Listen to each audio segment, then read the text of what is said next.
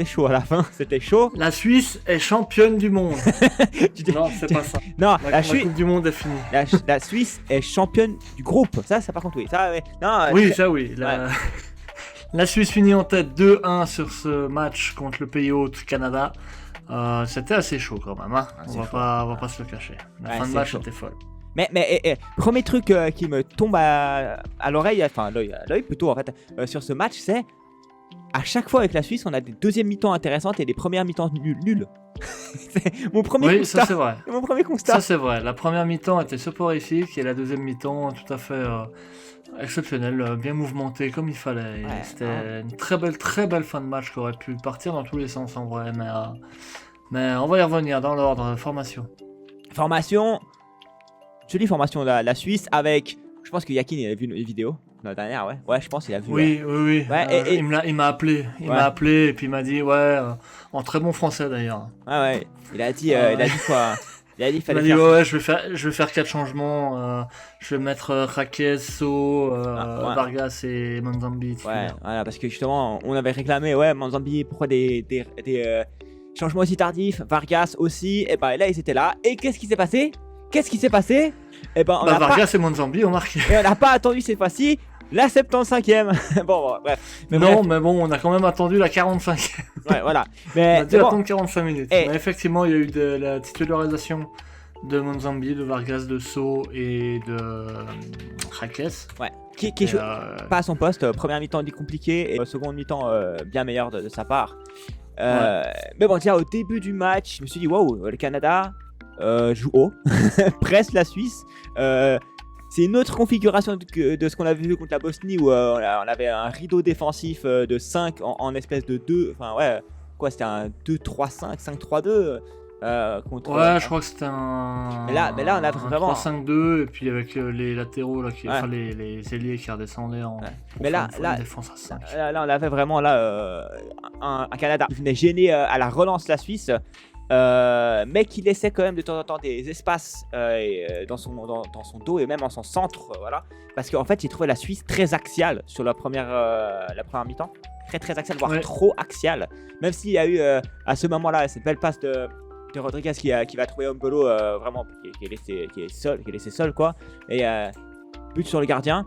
Mais il y a eu beaucoup de peine, je trouve, à trouver des ailes sur la première mi-temps, à construire des choses sur les ailes. Peut-être que c'était en lien aussi avec justement du côté droit Raquez qui est pas un pur latéral, c'est ce qu'on se disait. Mais finalement en fait je pense que on va y venir. Ce problème de projection on va dire de Raquez qui est pas un latéral donc qui se projette pas vraiment offensivement a été colmaté par Yakin de manière intelligente par du jeu long en seconde mi-temps. Oui, le deuxième mi-temps Raquez on a vu à la mi-temps qu'il y a une grosse discussion au moment où les joueurs rentrent au vestiaire entre Yakin et Raquez justement. Et j'imagine que c'est ce que Yakin proposait à Raquez de se lâcher, de jouer devant, de jouer long, par-dessus le bloc canadien en fait. Et ça s'est tout de suite vu au début de deuxième mi-temps avec l'ouverture du score de la Suisse. Petit point avant qu'on arrive à la deuxième mi-temps parce que la première mi-temps elle est assez vide, mais l'arbitrage, vu qu'on arrive sur ce moment où il y a Chaka, ça c'est un moment moi je trouve ça tellement c'est n'importe quoi. C'était un peu lunaire. C'était lunaire. T'as Larine qui fait un acte anti-jeu, qui pousse la balle, Chaka il veut shooter la balle, il lui shoot dedans, il se prend jaune Chaka. Et ça m'a fait assez rire parce que pendant la mi-temps je me suis baladé sur X quoi. Et je suis tombé sur un tweet de quand même un compte à 1,6 million d'abonnés qui disait est-ce que c'est pas un potentiel carton rouge pour chacun? Mais qu'est-ce que tu racontes? Non mais vraiment c'est lunaire. J'ai commenté mais non quoi, vous êtes fous. Mais bref, l'entièreté de ce match a été arbitrée très bizarrement de l'arbitre. Et pas que côté suisse, aussi côté Canada où Rodriguez finit un match sans carton jaune pour une raison miraculeuse. Ouais. Il y a un moment, il y a une obstruction claire, nette, je pense que la plupart des arbitres auraient mis jaune. Et non, c'est la dernière fois. Et après, au deuxième mi-temps, il fait 3-4 tacles encore, 3-4 fautes. Et pas de carton, même dont un qui méritait juste un jaune, une faute qui méritait juste un jaune à lui tout seul, mais non, il a sorti que 2 fois le carton du coup, je crois. Ouais, je crois, mais Contre Xhaka et Larin, il me semble. Ah non, il y a aussi. il y a le dernier qui a fait le carton tirage sur. au maillot, Voilà, ouais, voilà. je sais plus Mais, qui c'était. je sais pas, mais en vrai, vraiment. Millard. Mais l'arbitrage était très bizarre. Ouais, c'était ça. En fait, je trouve que l'arbitrage, on a vu pendant cette Coupe du Monde un arbitrage qui était généralement plus lisse, c'est vrai, qui laissait le jeu se développer. C'était très haché là. C'était dommage, je trouve. Ça laissait peu le jeu en fait se poursuivre quoi. Mais bon, on arrive en fin de première mi-temps avec quand même un meilleur expected goals pour la Suisse, mais rien d'incroyable qui s'est créé des deux côtés. Quelques occasions, mais à part le 1v1 qu'on a Mbolo, et puis on a aussi un 1v1 en fin de première mi-temps du Canada, avec une mauvaise remplacement défensif de la Suisse. Mais sinon, on se dit ouais, c'est un des matchs les moins intéressants que j'ai vu de la Coupe du Monde. Et en seconde mi-temps, comme la Suisse nous a habitués maintenant, et une autre Suisse est venue sur le terrain. Oui, tout à fait. Raquez qui a écouté probablement les consignes de Yakin, qui a joué long, qui trouve Manzambi sur l'aile droite, et Manzambi qui adresse un super centre. Mbolo qui a l'intelligence de ne pas prendre le ballon et de le laisser passer, qui a dû sentir que Vargas était seul, ou qui a peut-être senti simplement qu'il n'aurait pas réussi à se retourner, ou ouais, le ballon était derrière lui, donc pas évident à reprendre et à conclure une occasion comme celle-là. Et droit derrière, il y a Vargas qui arrive quand même à prendre le ballon, à mettre une frappe et à marquer ce goal après 45 secondes seconde au mi-temps moment de la reprise. Donc Ouais. Donc ça c'est très très bien joué de Raquez. Et d'ailleurs, rien à voir, mais je me questionnais quand même sur le placement à la base de Manzambi, genre sur l'aile droite, parce qu'en première mi-temps, il était pas mal esselé, et il était un peu sur l'aile droite, hein. Alors il bougeait un peu sur le terrain, mais souvent esselé sur l'aile droite. Là, quand on voit, ce qui est intéressant, c'est qu'il est enfin, c'est pas qu'il est replacé, c'est que sa course est plus axiale, quoi. Et bon, après, il fait de la différence aussi, hein, franchement. Il est plus axial. Après, il se désaxe lui-même sur le côté. Le dire, c'est que son premier appel vient plus de l'intérieur, quoi. Mais bref, en tout cas, ouais, ce premier goal, il fait du bien. Il fait beaucoup de bien. Et Oui. Et à l'image Il soulage, et puis 10 minutes après, 11 minutes après, il y a récidive un peu, on va dire, hein, Raquez qui repropose une balle longue, magnifique, dans le dos de tout le bloc, en fait, pour lancer Mbolo en profondeur. Et il se trouve le bloc, magnifique. Il se trouve le bloc quand même. Oui, le bloc se trouve, ça c'est sûr. Ce deuxième but, le Canada peut avoir beaucoup à s'en vouloir quand même. Ouais, il y a pas mal de fautes. Le gardien, il y a pas tout qui était fait juste, mais une personne a fait tout juste, c'est Mbolo. Ouais, Mbolo sur ça. Mbolo, il a vraiment fait tout juste. Il a suivi le ballon, il a réussi à le récupérer. Il se retrouve dos au but, et au lieu de se retourner et tenter sa chance, il attend Manzambi pour juste lui adresser la petite passe. Bien dosé. Je crois que c'est entre les jambes. Je sais pas si c'est entre les jambes, mais en tout cas ça frôle les jambes. Ouais, vraiment c'est. Ouais, en tout cas c'est bien dosé, parfaitement. Manzambi qui a plus qu'à ajuster, et là il y a une grosse boulette du gardien, hein. Normalement ça, gardien à ce niveau là tu dois la sortir, hein. Ouais. Et là c'est pas normal que ça finisse au fond, mais 2-0 pour la Suisse. Il y a pas mal de fautes, hein, dans du Canada dans ce but là. Le bloc qui se trouve, Manzambi qui se retrouve complètement libre, parce que du coup comme il se trouve, le bloc est en course face à repli défensif, voilà, face à leur but, quoi. Le gardien derrière qui a les mains plus que savonneuses. Ouais, ça fait beaucoup. Après, nous, on va pas se plaindre, hein, on est content. Manzambi qui arrive, qui met son deuxième but, etc. Ouais, troisième but pour Manzambi dans le mondial, hein. Ouais, c'est ça, hein, et ça fait beaucoup, hein. Tout autant. Non, c'est bien. On peut dire que Manzambi a marqué plus de buts que Kane. Manzambi est meilleur que Kane, bien évidemment. C'est Manzambi ballon d'or. Et que c'est R7. Ah oui, voilà, oui, c'est ça. Non, mais. Pour ça que je disais, la Suisse est championne du monde. Bien sûr. mais non, après, la Suisse, en vrai, gère bien son temps fort, jusqu'à en fait que ça tourne sur une action.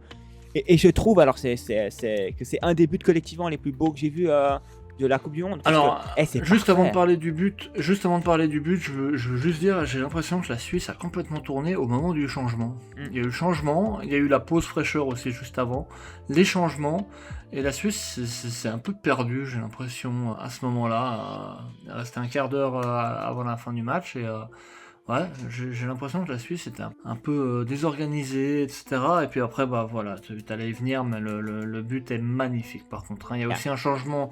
J'aimerais juste souligner aussi deux choses avant de parler du but. C'est que bah, déjà, il y a eu aussi un changement pour le Canada, c'est l'entrée de Promise David. Ouais, ouais. Magnifique, hein, parce que c'est lui qui conclut et c'est son premier ballon du coup, et qui réduit le score. Et j'ai quand même aussi envie de souligner la performance de Saliba.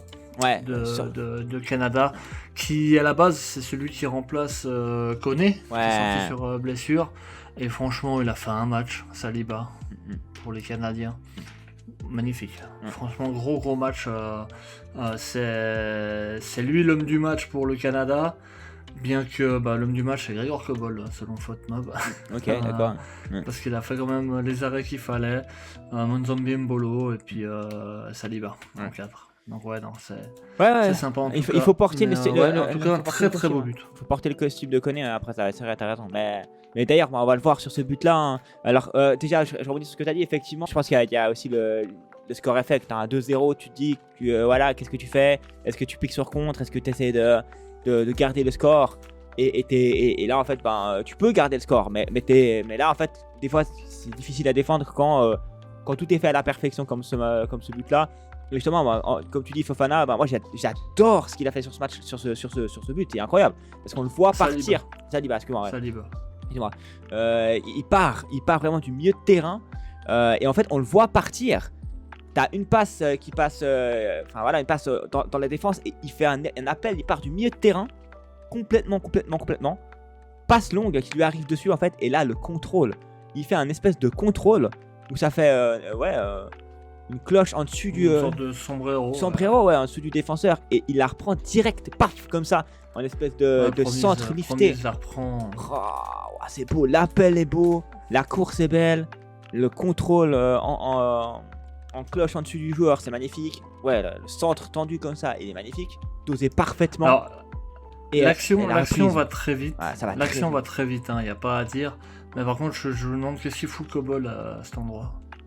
C'est une bonne question. En vrai, c'est difficile. Je comprends pas trop la position de Kobol. Oui, c'est compliqué, mais. Je pense que c'est difficile à anticiper. Je pense qu'il a vraiment pas anticipé le fait que le mec va faire un sombrero et passer. Parce que ouais, vraiment. Non, d'accord. Mais... Non, en plus ça va très vite, mais de base, pourquoi t'es à cet endroit-là du but? Mets-toi plus dans l'axe, enfin je sais pas. Bon après, ça veut pas dire qu'il aurait eu. Je pense qu'il anticipe vraiment que du coup Saliba va jouer, va essayer va frapper, tu vois, il ferme un angle. Peut-être. Mais non, en fait, il fait un sombrero et une passe. Moi, je la vois pas venir celle-là. Une passe. Non, franchement, le but du Canada est juste magnifique. C'est un bijou, un bijou collectif. C'est un move à la Blue Lock là. À la Blue Lock, tu t'attends pas au move. Et il y a le move sombrero qui arrive, et la passe tendue. Ok. Et voilà, non, c'est magnifique. C'est tout à fait ça. Et après, ça s'enchaîne avec beaucoup d'occasions. Et la Suisse est vraiment dominée. Kobol s'emploie justement à beaucoup de reprises, réussi à intercepter beaucoup de ballons. Mais effectivement, les attaques canadiennes manquent un peu de puissance en fait, notamment à la finition. Ouais. Et c'est pour ça aussi que la Suisse est moins mise en danger par rapport à ça, et que Kobol s'en sort très bien. Et la Suisse du coup maintient ce score et reprend la tête du groupe à la fin de ce match 2-1. Et c'était pas donné quand on voyait le premier match contre le Qatar. C'était pas donné qu'on finisse premier de groupe. On finit premier de groupe, c'est très bien. On jouera donc contre un troisième de groupe en 16e, à voir qui ce sera. Mais c'est une très belle opération du coup.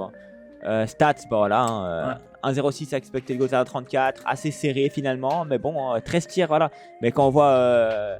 Donc quoi, ça veut pas tout dire, c'est parce que les tirs du Canada, je trouve qu'il y en a peu qui sont extrêmement dangereux. Il y en a plein qui sont cadrés, mais comme tu dis, manque de puissance, manque de finition. C'est pas des tirs où tu dis waouh, Kobol a fait des arrêts incroyables quoi. Non, tout à fait. Mais ouais, je suis très content. Je suis très content du résultat ce soir de la Suisse, parce qu'il fallait aller chercher contre aussi le pays hôte. Jamais facile. Oui.